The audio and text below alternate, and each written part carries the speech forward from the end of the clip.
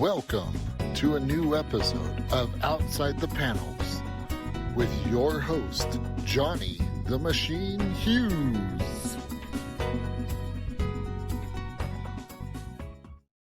Welcome everyone to another episode of Outside the Panels. I'm your host, Johnny the Machine Hughes. Now, as you know, if you've been watching this show for a while, I talk to anybody and everybody about their comics, whether it be DC, whether it be Marvel, whether it be indie, whether it be Kickstarter. Even if you're small press and you have a little Patreon going, we're going to talk to you because we're interested in your comics. Tonight is no exception with the ultra talented Bijhan Agha. Hello. Excellent. How's things going? Things are going really good. How about you? Yep, can't complain.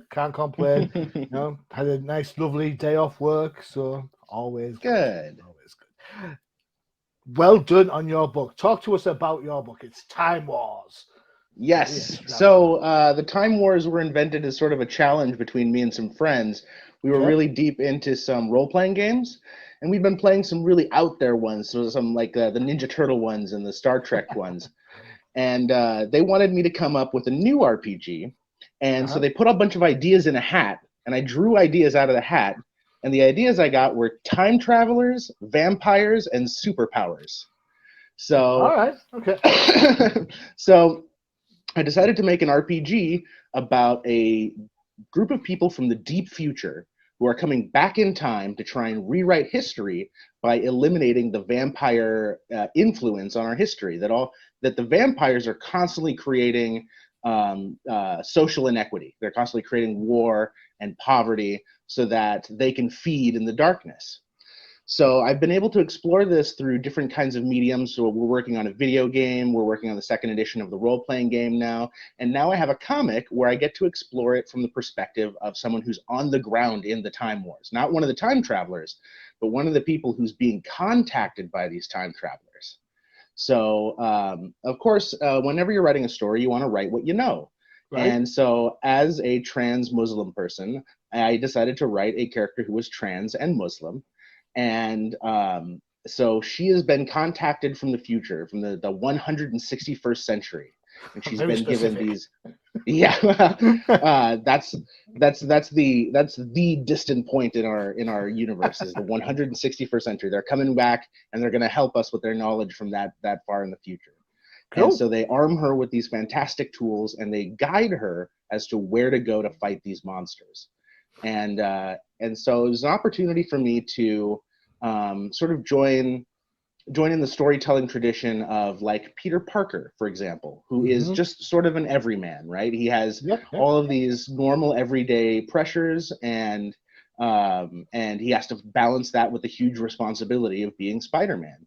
So I thought of reinterpreting that for a new generation. You know, it's been 60 some years since, more than that. Yeah, I don't know, about 60 years since Spider-Man debuted. And so now it's time for a mixed race femme trans Muslim woman to have her daily foibles. The beginning of the comic begins with her being interrupted on a date and all of the things that come with how will they perceive me, what will it look like when I'm dashing out at dinner, and do they even like me? So so to an extent, that sort of interaction with on a date night, for example, those kind of worries, those insecurities. Do they like me? What will they think if I dash out at dinner? Should I order the steak? Should I order the most expensive thing or go cheap? Whatever it may be. Those things transcend gender inequality because that's how everybody feels on a date, right? That's really what I wanted to get at. Is we've had plenty of opportunities for queer people to see themselves in straight relationships and in straight people, right? I mean, I don't know a single queer person who doesn't identify with one of the three main characters from the Little Mermaid. They're either the prince, the Little Mermaid, or Ursula. Quite a few drag queens are Ursula. I wasn't going to say anything like that, but I will say this: my drag queen name would be Honey Jugs. That's a beautiful. I love it. It's an amalgamation of my name, so there you go. Yeah. Honey Jugs the Machine, that's it. That's fantastic. So yeah, so we've had plenty of opportunities to see ourselves in characters that were different from us, and now lots of other people will be able to see themselves in characters that we write. Yeah, excellent. Was it difficult to incorporate the trans element? Because comics are a visual medium, and if you draw somebody who has feminine, I suppose, attributes, then the reader's going to automatically think, oh, female. They're not going to automatically think, ooh, looks female, could be trans. So how do you kind of I suppose educate the reader to the actual subtext of what you're talking about? Yeah, absolutely. So that was actually something that I ran into in the past. Is I was writing these action stories, and they were mostly about biff, wang, bam, and there wasn't a lot of opportunities to go and talk about the characters' interpersonal lives. So I really wanted to evoke the storytelling techniques of mid-century comics artists. And so that's why, for example, we went with a 20-page format instead of something like 40, because we're not trying to emulate the graphic novels of the modern age. Even in the art, we're trying to emulate the masters of the mid-century, the 40s, 50s, and 60s. So I went back and I looked at how they told their stories and their emotional journeys. And there was always an element of tension in the emotional story at the beginning. Then you had the adventure, and then something in the adventure would inform the resolution. And it was a very clever storytelling technique, and it was used by Bill Everett and William Marston. Charles Moulton on the page. It was used by them to great effect, and that was how they created their classic characters.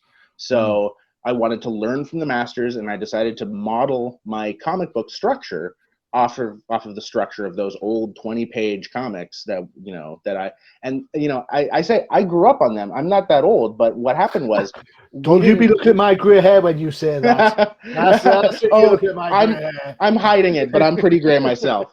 I'm not old enough that I was around when in the 40s when they were publishing these books.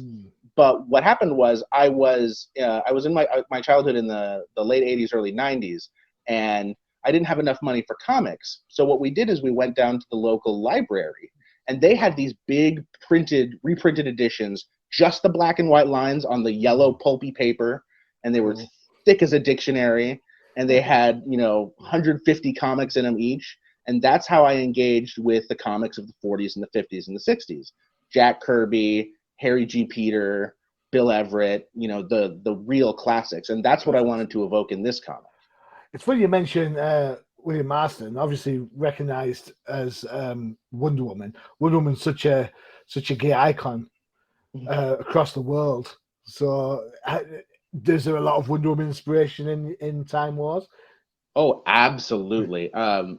Marston was phenomenal. He actually published a book called The Emotions of Normal People, which was a defense of homosexuality, bisexuality, kink, and that was in the 30s, the late 30s, that he published that book. He also had 2 bisexual wives who were married to each other.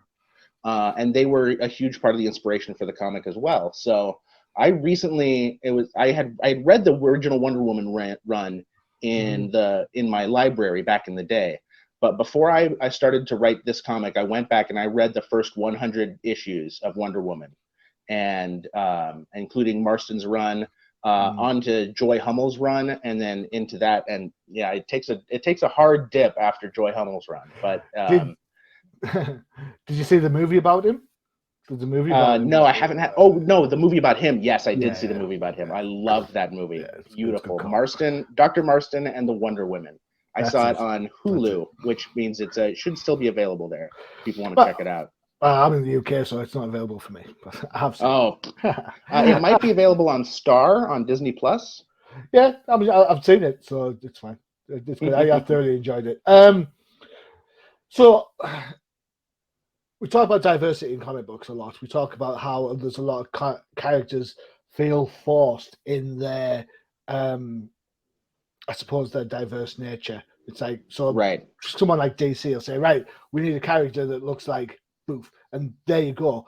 Or they'll translate an existing idea into a different ethnicity or so on. Why is it important to you as a creator then to make sure that the trans element, that the Muslim element is so honest in its storytelling? Well, you're absolutely right in that you see a lot of trend in that media wants to be diverse, but they don't want to hire diverse creators to create those diverse characters. So one example is I believe his heart was absolutely in the right place. Brian Michael Bendis wanted to create a black Spider-Man, and he created Miles Morales. But if you ask any comics fan who is black, they will tell you that Miles Morales didn't really start acting black until a black writer was assigned to his paper. So the idea is that there's a level of genuineness and authenticity that cannot be replicated when you're deriving what you're writing from your own personal experience. There are lots of characters that they'll slap on a different skin color, they'll slap on a rainbow flag, and it doesn't mean anything because it's not coming from a sincere place. So so I think really the future of diversity in comics and in any media is supporting people who are of those marginalized groups who are telling their own stories in their own truth. Okay, let me then. I don't disagree with you in any shape, way, or form on this one. I think there has to be a level of authenticity to whatever you create, Right. especially when we talk about comic books and writing. You know, Mark Twain himself, write what you know. It's the oldest adage going around in writing. Batwoman, DC's flagship lesbian character. She has a series written by Steve. I've forgotten his name. Okay, it'll come back to me. And all it is about 12 months of her life where she's in a relationship. And I don't read Batman and hear Batman talk about the 12 months he spent dating Talia or Catwoman or whomever he squeezes at the time. Why do I need to read Batwoman talk about the love she lost? It just it kind of gets away from the character that you want to read Batwoman because it's Batwoman, and the first run by J.H. Williams was absolutely, and Greg Rucka was fantastic. But now she's become a bit of a caricature of herself. Whereas her lesbian element becomes more prominent because we want to tell us. And yet on the flip side of that, you've got Harley and Ivy. And people read that till the cows come home, and they're together, or they're not, and they are, and they're not, and people just accept it. Why do you think there's such a separation between some of these characters that kind of are promoted to be the flagship versus the ones that kind of grow naturally, like Harley and Ivy? Right. And I think that has a lot to do with so there is a novel that was adapted into a film, and it was called The House of Sand and Fog. And I bring this up as an example of writing what you know doesn't necessarily need to be writing what you are. Because The House of Sand and Fog, the novel, was written by a white man, but it's about Persian people. But he spent years and years of his life spending dinners with this Persian family, learning about their history, learning their language, eating the cuisine, and learning everything there was to know about being Persian, to the point where he was a legitimate expert. So The House of Sand and Fog is written from an outsider's perspective, but with an insider's knowledge. And so I think that there are a lot of people like Harley Quinn and Poison Ivy who are being written with this really genuine sense of authenticity, where if the writers aren't queer, they're at least able to understand how their relationships in their own lives would relate to queerness and would relate to, say, they have an expansion of the mind, as opposed to in Batwoman, where it really feels like, since the amazing team that wanted her to get married, since they were taken off the paper, the book has suffered because it's turned into fan service rather than genuine interest. They're trying to give people what they think they want, rather than making the art that's true to their soul and their who they really are as people. Great. So it reminds me of do you know what a cargo cult is? Educate me. Okay, so a cargo cult in the Pacific Islands, there were lots of people who were uncontacted during World War II.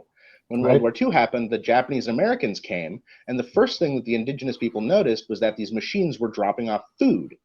So when the people left, the indigenous people created exact replicas of planes and landing strips and air traffic control towers using materials they had, but none of them functioned. And they wanted the food that the gods had delivered through these machines.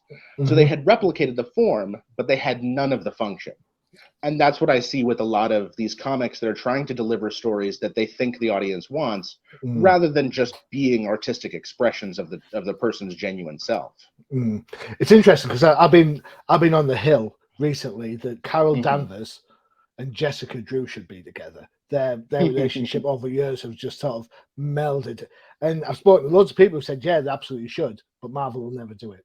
So right. Strange. Enough about those. Should we have a look at your book? Sure, let's have a look. Don't sound too excited. You're like, what? No, if we have to. All right, here we go. Let's see. Where is it at? There it is. Time Wars. That's the cover. Yeah, excellent. So, writer and artist? I'm sorry, could you repeat that? My hearings were a little bad. Sorry, you're the writer and artist? No, the artist is a man named Swaptrap. He's from India. He's amazing. Everyone look him up online at SWAPTRAP, Swaptrap. He's amazing. It was a fantastic process to work with him, because when I told him what the project was and I told him that we wanted to go with this classic look, he immediately knew what I was talking about. It was clear that he had a deep passion for the classic comics that he hadn't been able to exercise in his home country of India, because they don't have much of a comics industry, and when they do, it's usually more influenced by Japanese styles. So he had, through the internet, developed this really intimate relationship with the classic comics, that this was his first opportunity to really explore that. So we put together a style guide, and you can see in where it's clean black lines, and then solid colors. And we really wanted to evoke that mid-century look. We wanted to act as if we had the limitations of a printing press. It's funny because I'm kind of smiling because on a different show, we did on the Old Timers Comic Book Show, we've done a Guardians of the Galaxy special, and we talked about the first appearance of the characters from Guardians of the Galaxy, and Groot doesn't look too dissimilar from this way back in 1959. If you want to go and dig that out, Groot from Planet X. So I can see definitely some Kirby influences in there for sure. Now, I told Swaptrap to just go as Kirby as possible on the Blood Golem. The Blood Golem, I wanted to just be a straight Kirby monster. And on top of that, I mean, you can probably see it better on the background than you can on the comic, but the character's elbow and hands, that's just pure Kirby. Pure Kirby on that one. You've gone for traditional, that style again, that traditional page layout. So there's no sort of like explosion splash page to push the panels out of the sequence. It is quite, I'm going to say it's flat, but not in a bad way. It's what I wanted every choice to be motivated. So if we do make a comic in the future where something more explosive happens, I want to have the option to have that explosive effect and have it really stand out because we never used it before. So this was, as an introduction story, is not as high tempo as her adventures are eventually going to get. So I wanted every page to be, every frame to be as intentional as possible. Be exactly what we needed from the story. The dialogue, how do you work dialogue? Because it for me, when I doodle and I make comics and I write odd things, the hardest bit I find to do is always to write the dialogue. Right. So what I do is I actually break it down by page, and I make a page outline. So I say what is happening on each page. One thing is happening and it's going to drive the story forward. So each page is one story beat. So when all I do is I write down what happens in the story. First this, then that, then that, then that. So when I get to the page, I know where it has to begin and where it has to end. And then I just connect the dots in between. So for example, on this page, and this is a great page to show. So on this page, I knew it would begin with Dorothy Diamond asking the question that makes Cobra think maybe she doesn't know that she's trans. And I know that it ends with Cobra coming to that conclusion that maybe she doesn't know that I'm trans. And so I wanted the word bubble, and that's the other thing, is I really wanted to bring back thought bubbles. Thought bubbles and narrative bubbles have been criminally underused. It's such an example of how powerful the medium of comics are, in that we can actually look into the thoughts of these people while seeing their faces, that we can mix the best of cinema and literature. And so I wanted to have this page be about splitting what she's saying versus what she's thinking, because we've all had those moments where someone said something to you and you have to keep talking like you're not going, what the heck? Yes. So I wanted this page to be about that. So you see I've got this just the narrowest thing up top just to establish what's going on. Dorothy asking the question. And then we give more space to Cobra thinking while also trying to carry on a conversation. And so I knew that the story on this page would end with Cobra having that realization, so that we could then have that move on to the next story point. So it was very, very intentionally plotted.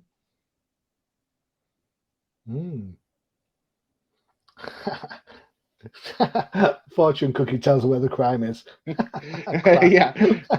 And that actually ties into the RPG, because in the RPG, you take on the role of the time travelers, and putting a fortune cookie with a note in it is exactly the kind of mission you would go on in the role-playing game. Making sure that you can get to just that right point, put it in just the right place, so that the right person gets that information. It's clever. I like that a lot. It's one way of getting the secret message out. Yeah, and if we have a chance to make more of these, there's going to be a new secret message delivery method every issue. See, now that's got me intrigued. Yeah. Watch out for Willie Lumpkin turning up. Excellent. All right, good call. Now we'll take a quick break for one of our other shows.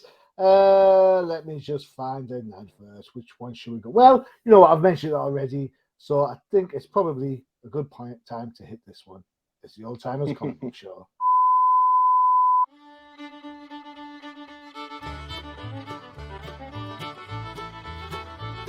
Do you want to find out what makes the professor do his happy dance? Check out the Old Timers Comic Book Show, only on the UCPN. There you go, the Old Timers Comic Book Show for comics that are a little bit older than me. There you go. It's not hard to do. Hosts aren't old, but the comics most certainly are. Excellent. Okay, so you have a Patreon site, is that correct? That's right. So it's actually a really interesting idea that I came up with. So I'm an author and a game designer, and I have a lot of friends who are artists, and we really wanted to work on projects together like this comic, but we didn't have a great way to get funding for the physical items we needed, like microphones and ArtStation pads and styluses and things like that. So what we did was we created this Patreon, and the idea with JamsheedStudios is that JamsheedStudios takes our donors' money and we use it to fund the projects that will be creator owned. So right now in most studio systems, if you create your own character, you write your own comic book, but you're working for the studio owns that character and that setting. But with this, our studio will give us funds and let us retain the intellectual property. So you can help fund projects like Cobra Olympus to happen through the Patreon, patreon.com/JamsheedStudios. That's JAMSHEED, JamsheedStudios. If you can help us fund these projects, and then when they come out, they'll be entirely ours. So the artists often own the art that they submit so that they can profit off of it later. and then we all agree to licenses so that we all get the rights to use each other's work. That's how we collaborate. Excellent. Interesting way of doing it, for sure. Excellent. What's the end goal then for yourselves? Is it to have a publisher pick you up? Are you happy staying the indie model and retaining, I suppose, not just rights to the character, but editorial control, right? Because the message you're trying to tell is such a personal message. You don't want to get watered down by someone. Our goal is really to make sure that everything stays in the artist's hands. So if we do make a deal with a larger publisher, it would be for a print run. It wouldn't be for ownership of the characters and the setting. Someone wants to make a cameo. This is my old man. He's 11 years old. Oh, what's his name? Name's Reza, and he just wants to be around me all the time recently. Oh, bless. He's just here on my lap. My cat's downstairs. My cat makes appearances every now and again. Nokia, like the phone. There you go. What can I say? The story's interesting. You've got the time travel aspect. You've got the game design aspect. You've got the comic book going on. Which do you feel comfortable creating the most? Are you happy doing the role playing stuff, or do you prefer game design, or do you prefer comics? I take it each one needs different set of skills. That's such a fascinating question, and honestly, I don't think I can imagine myself doing only one for too long. It's one of those things where I grew up with like 90s Marvel at being everywhere, and like Power Rangers, Ninja Turtles, where there was a movie and there was a TV show and there was an action figure and there was a comic and there was a novel, like it was everything. So I grew up in the era of interconnected storytelling, Star Wars in particular, Star Trek a lot too, where all these different stories that you would tell take place in the same universe and inform one another. So I always loved that. So from a little kid, I was making board games based off of my favorite TV shows, and I was writing stories based on my favorite board games. I loved combining and mixing and matching. So I feel like one of the reasons I made Time Wars more than just one novel or just a role-playing game, and I wanted to make it a brand that it could encompass so many, is because I feel like it's really enriching to be able to not only consume stories that have been handcrafted for you, but also to be able to participate in the creation process with things like games and fan art and fan fictions. So walk me through the timeline then. So if people are interested in Time Wars, what's done? What's still a work in progress?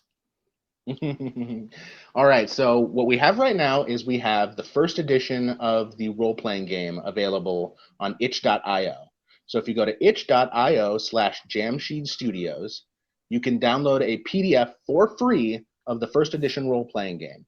It is a time-traveling game where you go back in time and you have to interact with people from the past to try and change the future on purpose. A lot of time travel, you try not to change the past. This is the complete opposite. You are absolutely trying to change the past. The thing that makes it unique is that there are no dice. It uses playing cards. So the game master has a hand of playing cards, and the players have a hand of playing cards. And when it's time to see if you succeed or fail, the game master submits a card. The player submits a card. You flip them over, and you see which one is higher. So it involves a bit of strategy because you can't get new cards until you run out of the cards in your hand. So when you get a low card, you have to try and throw it away on something that's not going to be too important. So that's the role-playing game. And then this comic will be the next big thing that's coming out from Time Wars. We have a lot of things in the works, and you can find out about that on our Patreon. You can find out about that in our newsletter. So in our Patreon newsletter, we have all the behind-the-scenes details. We're working on a video game. You can see sprites from that video game. We're working on, here's our itch site. And so if you scroll down just a little bit, there's Time Wars. On the left there is Time Core. That's our role-playing game. And then Time Wars Mansion of the Damned is a text adventure. And that one I made for Halloween a while ago on a dare. Oh, okay, cool. But But I didn't have any artists to work with at the time because they were all working on other things. So I decided to make a text adventure. And then we have a few other things there. I made a ROM hack of Pokemon game, Pokemon Emerald, to be a Digimon game. And then if you scroll down just a little bit more, we have a series of interactive fiction called The Lawn of Time. Those are all just silly graphic novel or silly interactive novels that you can pay $1 and get an extra ending. So you can throw us $1 and get an extra joke. But that's my artwork. That's my artwork. That's how well I can draw. All right. Okay. Everyone's a Picasso to somebody. That's what I'm saying on that one. Yeah, excellent. I can draw cute things. I can't really draw like Harry G. Peter. So you are creative to a T. Then you've got so many fires, so many irons in the fire. I always get that phrase wrong. Yeah, I was always like that as a kid. Yeah. Yeah. For everyone who wants any information, there we go. Check out at JamsheedStudios. Get everything one needs to know about Time Wars. Yeah. About Bijhan. Yeah. And the question that I always ask people who are interested in Time Wars is, which future will you fight for? I want to know in the future that the Miami Dolphins win the Super Bowl. In the 161st century, they have no records of the NFL. See, you're supposed to help me out with that. Like, maybe you can maybe you can time travel back and see what happens. So, man, I want the almanac, the Back to the Future almanac. Tell me, when did the Dolphins? No Biff's almanac here. No. Why are you on there? All right, excellent. Bijhan, thank you so much for spending the time. My pleasure. Thank you for having me. The book, it's interesting. I like how you've tried to cram so many different things in there, and yet it works really well. I can see how important it is for you to get these characters out there, to get recognition for them, and to bring a spotlight on the various aspects of your life, of other people's lives who are going through similar things. So I've got to just say well done indeed. Thank you so much. I really appreciate it. You are more than welcome. More than welcome. That's it for this episode. Don't forget to check out the new CPM for all your favorite shows. You saw the advert earlier. It's the Old Timers Comic Book Show. And if you like Marvel, you can check out the No Prize podcast for Marvel, Disney, the MCU, and yes, they'll be talking about Guardians of the Galaxy on there as well. No spoilers from me on this one, but I do know somebody gets rather feisty about it, so go check it out. Bijhan, thank you so much. Again, I really do appreciate it. My pleasure. Thank you for having me. You are more than welcome. And as for everyone else, I've been your host, Johnny the Machine Hughes, or Honey Jugs, as I'm now going to be known for the rest of my life. Adios. Visit undercovercapes.com for the latest and greatest podcasts via the Undercover Capes Podcast Network. Also visit our parent company website, comiccrusaders.com, all about comic pop culture.